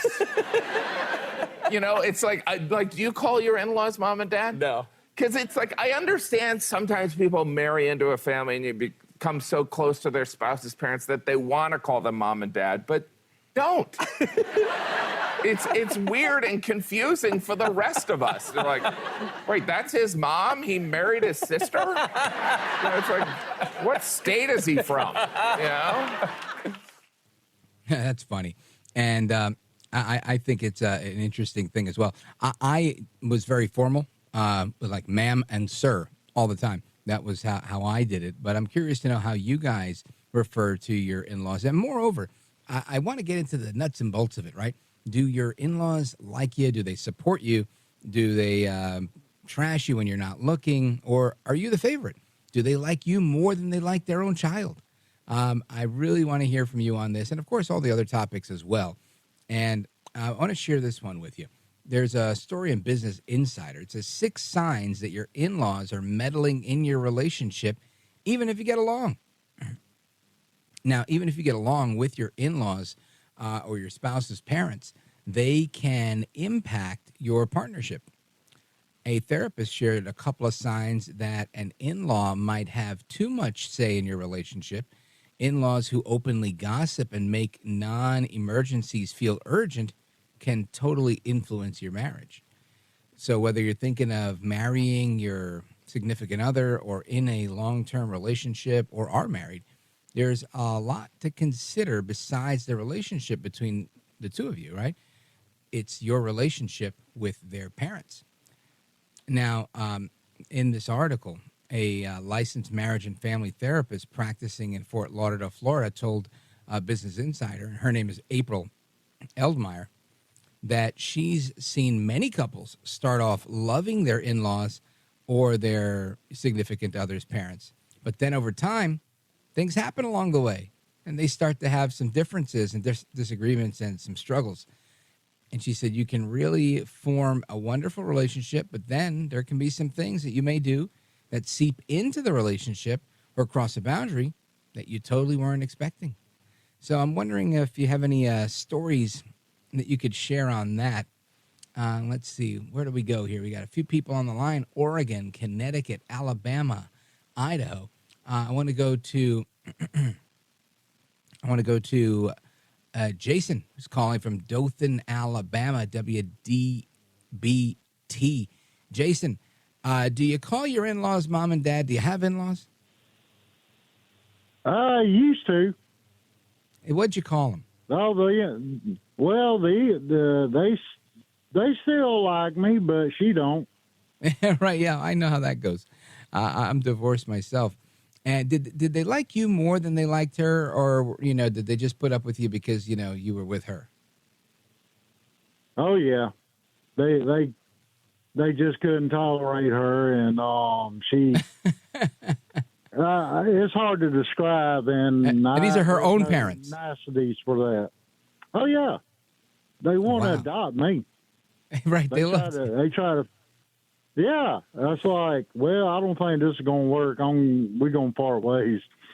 Yeah, I had a similar experience myself.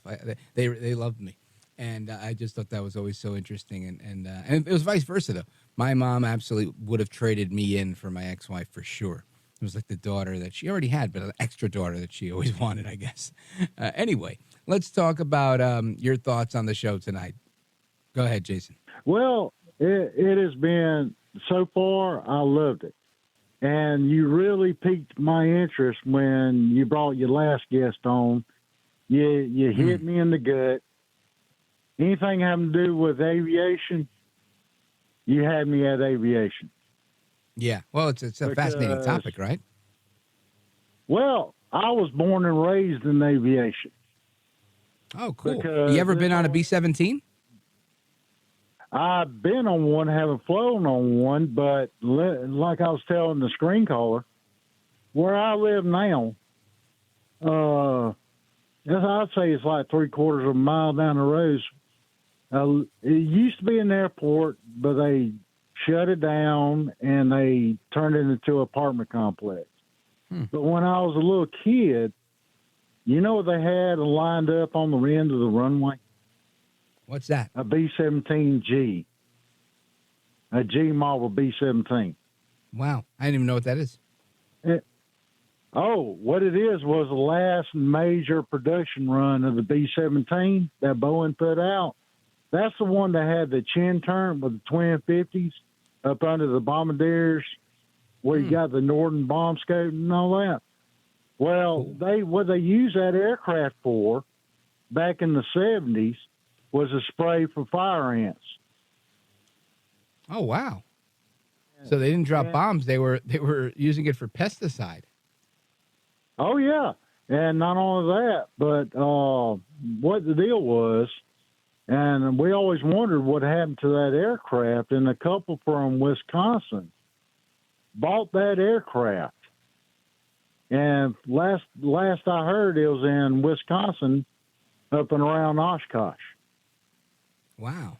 That's fascinating. It's amazing how, these things are built for one thing and then, get used for another, especially with the way our guest was describing them as, buses in the sky and not being easy to maneuver and being really heavy.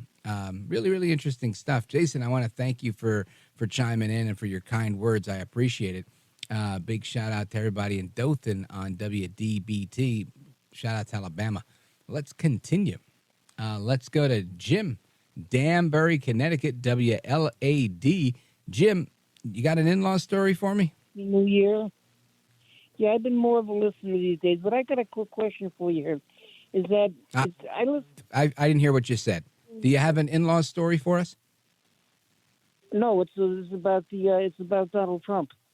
Okay, go right ahead. I'm just curious that all the right-wing radio shows I listen to, they all talk about the border. The border's an issue. One second. Oh, yeah, take your time, Jim. Let's go to Brad. Where is Brad? Just put him on, I'll figure it out. Bowling Green, Kentucky. Hey, Rich. My father was a World War II bomber pilot, but he was fighting in the 80s. Well, that's awesome. He was fighting. Thank God for his service. Yeah, he lived through it, thank God. And but he used to fly over enemy territory and everything, and there was headhunters. And if you went down, there's a good chance you was going to be soup. And they would for real. They would fly his bomber, the group on the way back from a bombing run. They'd fly at low level over the ocean and make all these headhunters jump into the shark-infested waters. And they was really, but he wouldn't talk about it much, except that he, it was war. Oftentimes, right, I find that the Greatest Generation was always very silent about what they went through, and it was rare to get a story. I did an interview, probably 5 or 6, maybe, I don't know, it was 2018, with a World War II vet. He was a bombardier, and he fascinating, nice man, and he was from Coney Island, Brooklyn, and we were, we met at an event where he was being honored, and for his service. And I asked him, "Would you come on my show?" And he said he would. So we did a phone interview, and what a remarkable guy. And it was, he was in his 90s, and it was just so interesting. Like, I asked certain questions, and even in his 90s, he would pause and take deep breaths. And at one point, he started sobbing as he was telling the story. It was amazing to see, how those emotions, hadn't gone away in decades after, these actions had taken place. So, yeah, I totally get that. Brad, as you were saying. Watch, what? Go right ahead. Oh, we would watch pictures of planes coming in and that were on fire, from World War II stuff, and the people jump on them and pulling the pilots out.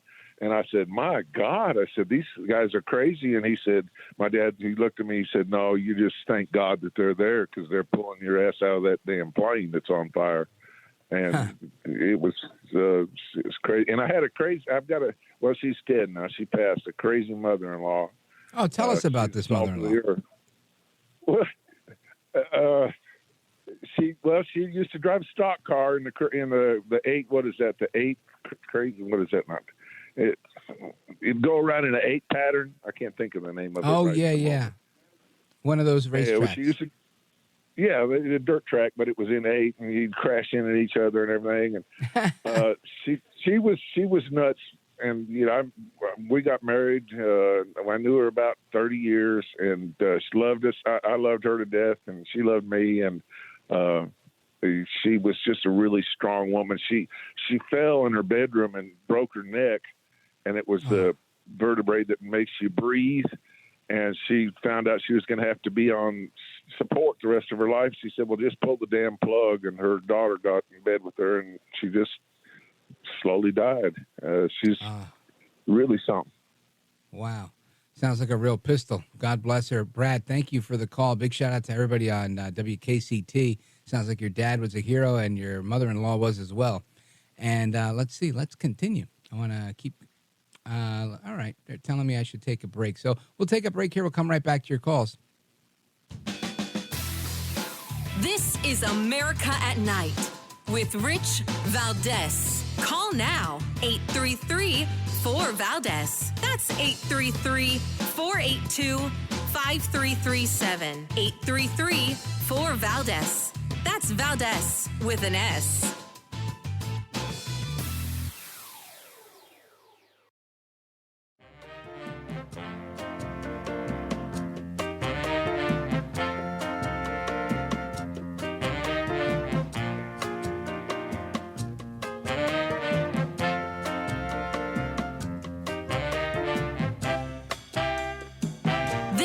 America at Night with Rich Valdez. Call now, 833-4-VALDEZ. That's 833-482-5337.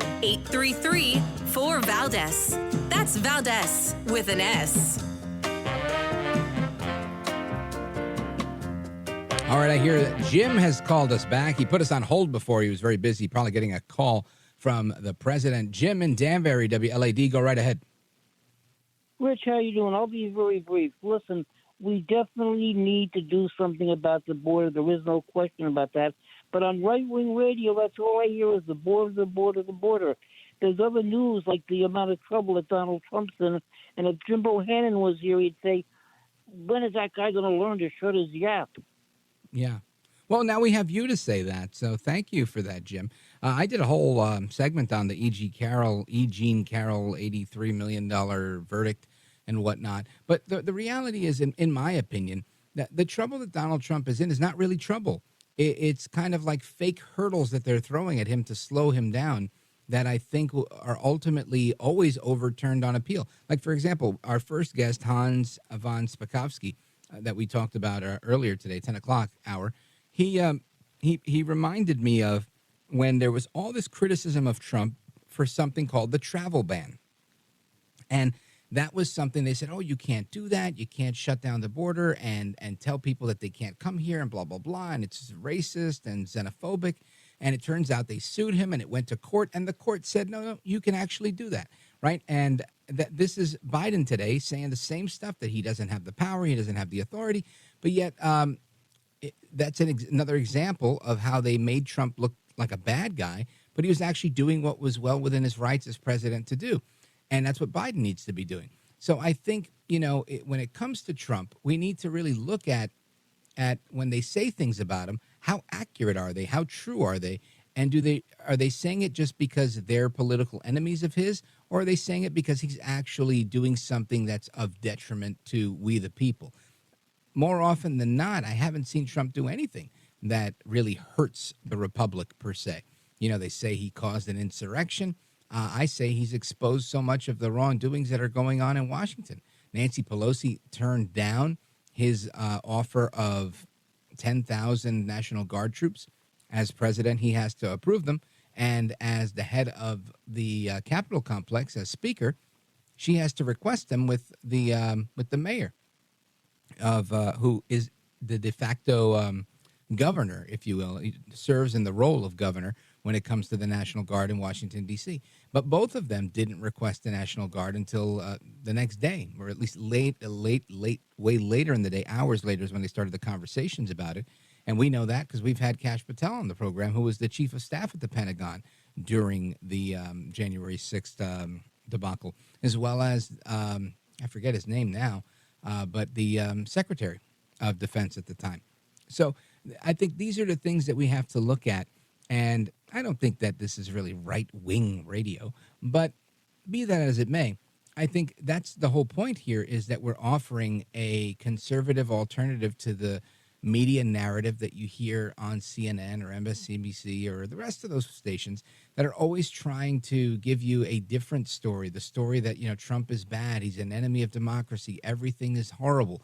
And I don't know if Harvard-Harris poll means much to you. It doesn't really mean much to me. But I know that it's a poll, it's out there, and it has some sort of reputation. And they've been reporting the inflation issue as the top issue, Jim. And what ends up happening is that inflation's no longer the number one issue. It's the border. People are very, very, very concerned about what's happening at the border because people aren't feeling safe anymore. So, I will criticize Trump when I think he needs criticism. But honestly, I agree with him on most of these issues. I don't think that there's much to criticize. We can criticize style, right? We can criticize the way he does what he does. That's fine if you want to say, I don't like the way he speaks. I don't like the way he carries himself. But when it comes down to the actual decisions he makes as president, I think he's done an incredibly good job, a very fair job. At least that's my thought, Jim. Big shout out to Danbury, Connecticut, WLAD. Jim, thanks for your call. Folks, we come back to your calls and more straight ahead. Don't go anywhere. I'm Rich Valdez.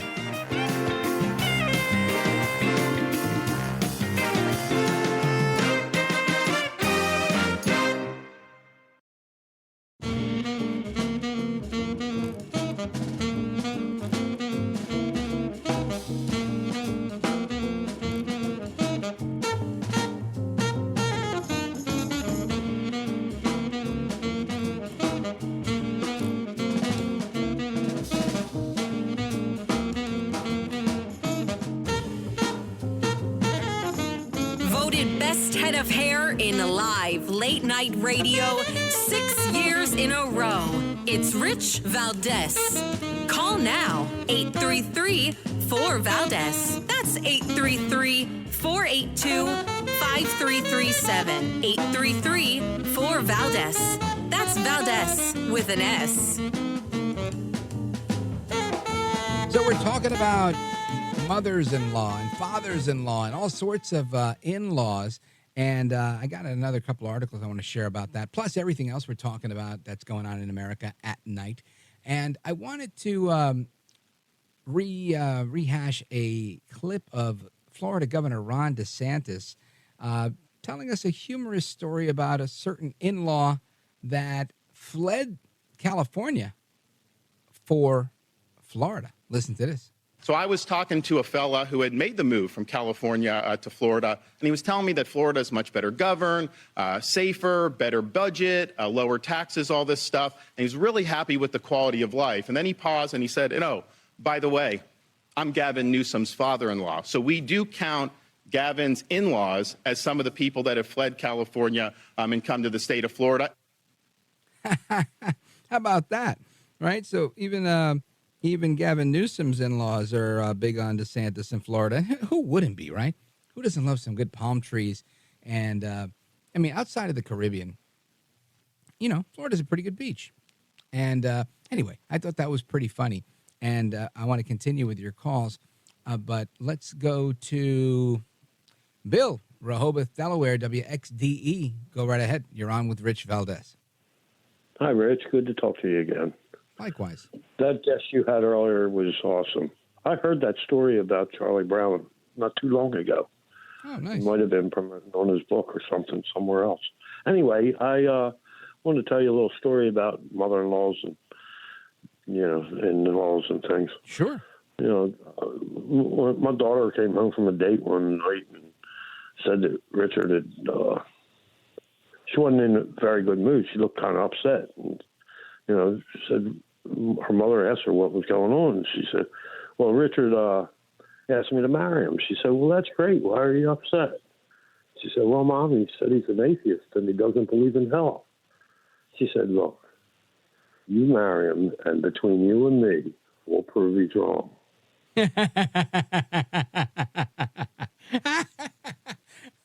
That was a great joke. Bill, you should have a side hustle in stand-up comedy. That was a really good joke. I love that. I don't know where if that was real, if that was actually how it went down or where you got it, but excellent joke, Bill. Thank you, brother.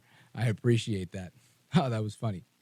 We will prove him wrong. We'll show him that there is a hell. I love it. Let us continue. Let's see. Where do we go? We've got all over the place. Let's go to Joe. Joe's in Salem, Arkansas. KSAR. Joe, go right ahead. Hey, Rich, you don't have to answer this, but I was curious, as inquiring minds are. You mentioned divorce once. Who was a petitioner and what were the complaints? And then I'll have another comment. Well, this is a simple one. My ex-wife got tired of what we now know is ADHD, but came across as dismissiveness and generally distracted and just, you don't pay attention, you don't do this. I later found out why those things were happening, but that was generally it. She just felt like she couldn't connect, and in reality, she couldn't. ADHD is it's a lot more than just being a little hyper as a kid in a classroom. As an adult, it really, you could probably even hear it as I do the radio show, which is why I love the segments. I can talk about something for a few minutes and then boom, commercial, and we can switch to the next topic if we have to. And that's very comforting. And I can get up and walk around during the commercial break and stretch and do all those great things. But I didn't always have a job like that. And, that causes stress. Plus my kids were little and, we had a home and all that stuff. So, ultimately I think that was probably a very large part of it. And she was the petitioner. And, later we figured out, and today we get along really, really well. And we're very proud of the family that we made. And everybody's happy and healthy, thank God. And that's kind of the answer to that one, Joe. What else you got? So kind of a short attention span, you're saying, was one of her complaints, huh? Yeah. Well, and that stuff rears its head in many ways, right? It's like, hey, bring home some milk when you're on your way home. And again, the way that stuff works is I go, I got to get milk. Let me go to the 7-Eleven. But instead, my car magically drives to, I don't know, TJ Maxx, and I buy a new tie.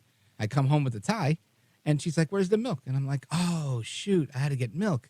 But I really, I wanted to get a tie. And it wasn't on purpose. It really was just one of those things where I end up in the parking lot of this place. And you kind of feel like your car just drives to certain places. And it's all about routine. So, you do that a few hundred times, and anybody's going to be mad at you. Yeah, I hear you there. Before I moved to Arkansas across the border, in Missouri. We had a little town called West Plains, Missouri there.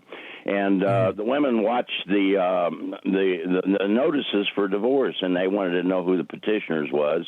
Mostly women, 70%. I watched it for a long time myself, just to get a statistic. And 70% of the ladies were unhappy with the men. And boy, I tell you, I'm kind of glad I'm down here where there aren't too many people, because I worked all over town. My business took me all over town, and they hit you up for coffee or dinner or whatever because they watch them notices. It's a way to. It's like a dating app. Well, I'll tell you this. You're right, and we've had several guests on this program that indicate that women are usually the one that files for divorce. Most men don't wake up and say, you know what, I don't want to be married anymore. It's just not a thing for men. Marriage is a very, very comfortable situation for most men. Even if they complain or whatever, it's usually very tolerable. It's women that are looking for something that men don't always tap into, which I know now. Doesn't mean I know how to do it, right? I don't think I could succeed at marriage right now either.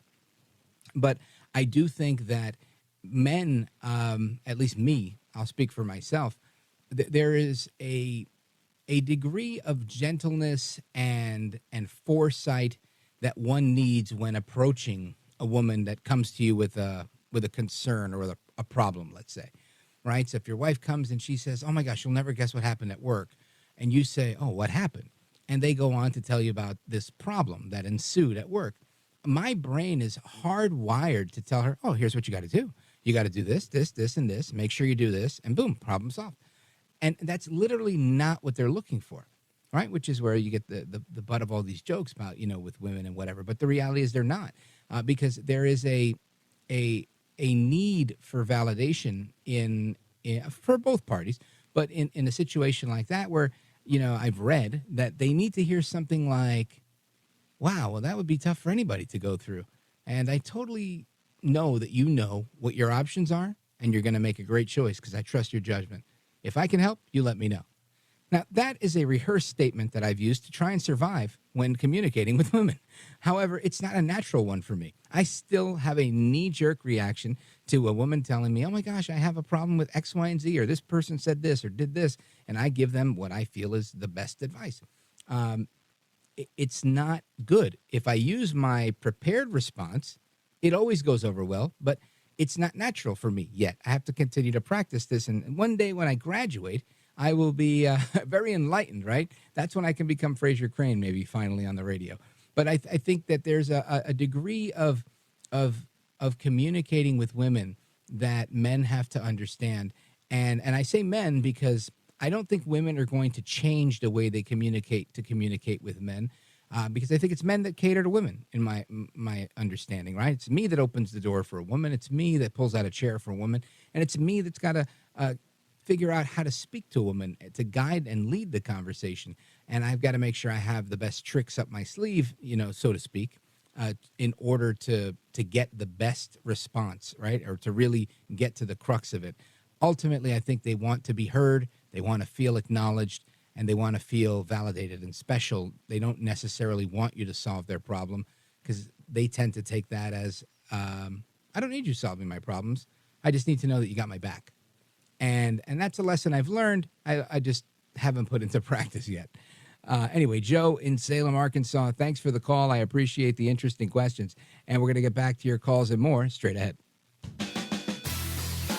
This is America at Night with Rich Valdez. Call now, 833-4VALDEZ. That's 833-482-5337. 833-4VALDEZ. That's Valdez with an S.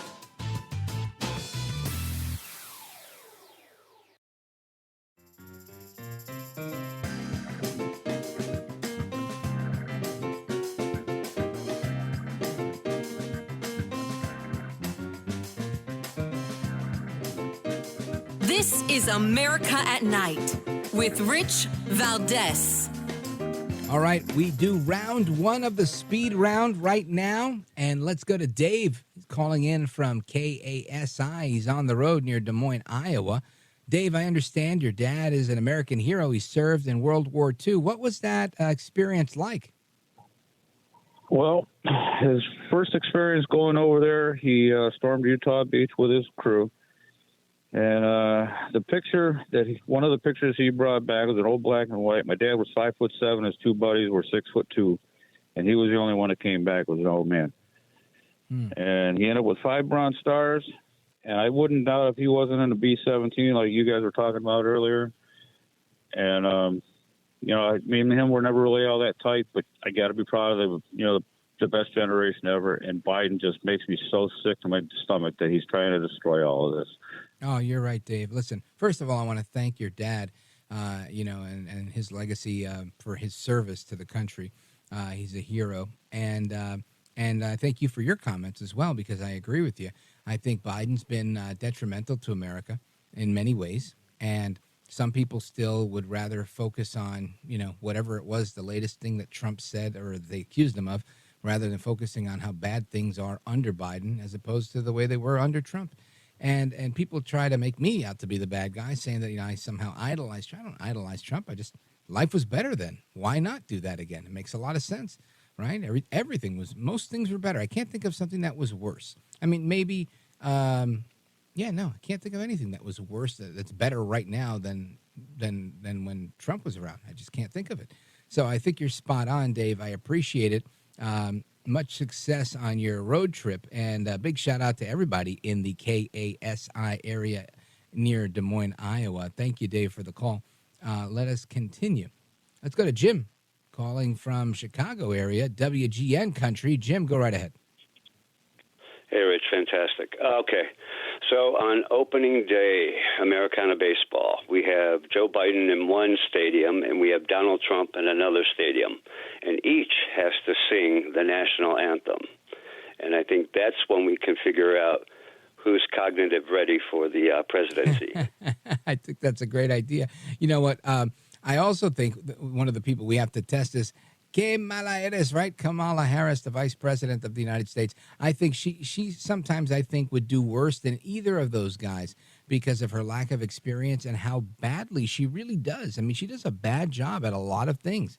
I'm oftentimes really taken aback. I'm like, man, there's a relatively young woman who's an attorney, who's literally vice president. She was a United States senator. And the things that she says, you would think that her and AOC were contemporaries, that they went to the same school and believed the same things. It's just shocking to me, the things that we have. But, yeah, I'd love to just see both of these men sing the Star-Spangled Banner. I think that would be a fantastic thing to see. Jim, big shout-out to everybody in Chicago listening on WGN. Thank you, sir. Let me see. Where do we go? Let's go to Michael, Pendleton, Oregon. Talk to us about what's going on at the Pendleton Air Base. Yes, Rich. Hey, great talking to you. Great guest.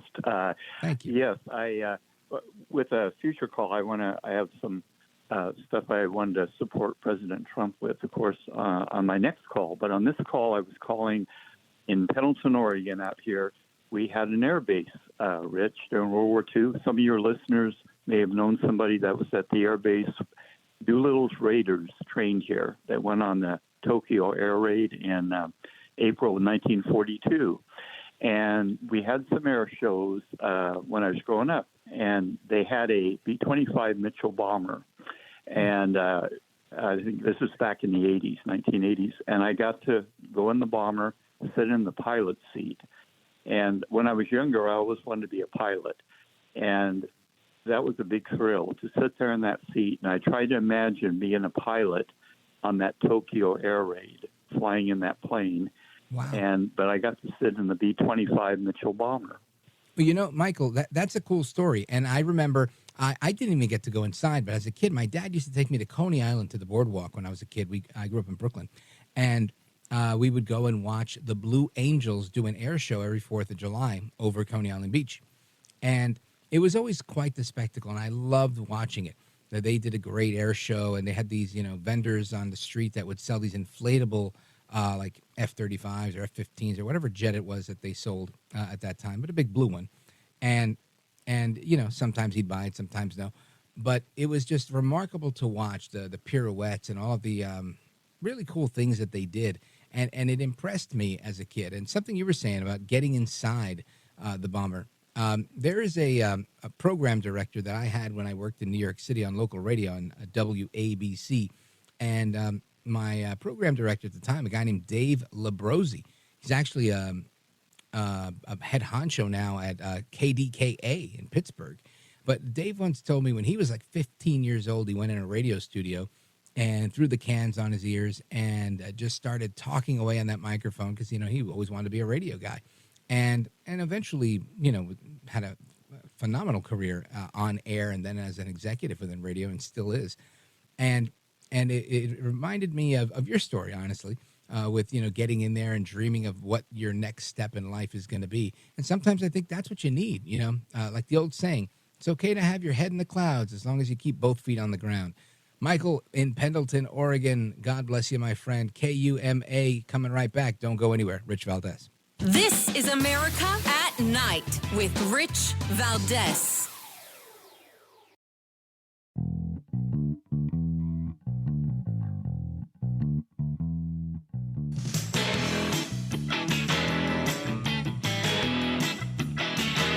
Rich Valdez, who again will do a fine job, and I know you'll enjoy listening to it. This is America at Night with Rich Valdez. All right, here we go. It's round two at a speed round. Let's go to David, White Valley, Pennsylvania, KDKA. Tell me, what's going on in America, brother? Hey, I love listening to you every single damn night. I'm telling you so much. I appreciate you listening. Well, I don't understand how many people in this country don't understand what's going on. It really bugs the hell out of me. They're not listening to the show. I think that's the problem. And I don't mean to toot my own horn. I mean, I think they're just not listening to somebody that's telling the other side of the story. If people don't pay attention to what's going on, or you only listen to one side of the story, you're done. And when you look at CNN or you watch MSNBC or you see what's going on any of the left-wing channels, they rarely ever give you any context. And if they give you any clip, it's Trump saying something and they're taking it out of context. So, of course, they're going to misrepresent the facts. David, thanks for your call. I appreciate it. Lee, Burlington, Vermont, WVMT. I understand your husband is also a World War II hero. Tell us about it. Well, he didn't fly the planes, but he was in the unit that developed the tests for selecting out the best candidates to become pilots, bombardiers, and navigators. And they had different characteristics, and they used not only pencil and paper questions about their abilities, but they also did biographical inventories of what their experiences had been.